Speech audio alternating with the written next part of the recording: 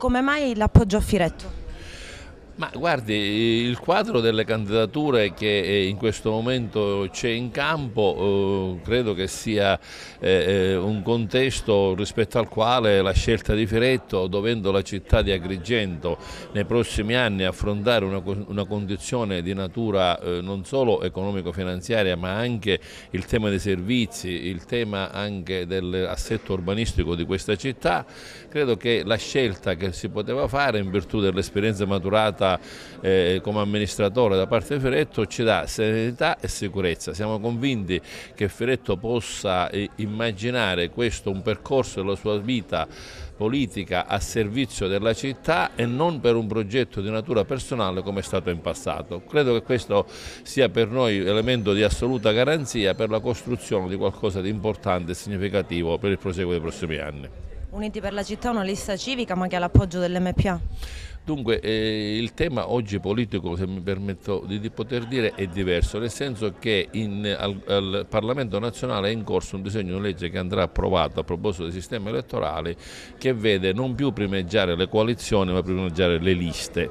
Quindi ci saranno liste che si presenteranno in campo elettorale nazionale che, se raggiungono il 40%, otterranno praticamente la vittoria. Se non lo otterrà nessuna lista il 40%, le liste che hanno ottenuto maggiori voti potranno certamente partecipare a un'ipotesi di ballottaggio. Noi certamente in questa fase in cui ancora il sistema elettorale non è stato stabilito abbiamo deciso di stare uniti, ecco la ragione del simbolo di questa lista civica, per verificare tutte le opportunità e le necessità che ci sono perché i cittadini non vadano fuori dalla città di Agrigento per cercare di lavoro, e quindi sono indicati nel manifesto. Il ramoscello del mandorlo in fiore indica la città di Agrigento, e sotto l'impegno nostro di stare uniti in questo impegno civico per creare le condizioni di uno sviluppo e lavoro nella città di Agrigento. Lei è responsabile della lista Uniti per la città, perché sceglie però di non candidarsi, non ripetere l'esperienza al Consiglio Comunale? Ma perché io, quando mi sono dimesso, avevo detto che non mi candidavo, quindi per un problema di coerenza non intendo ripetere questa esperienza, anche se tutto quello che è stato fatto negli anni passati la metterò a disposizione della lista in termini di proposte, in termini di avvenimenti che possono essere fatti.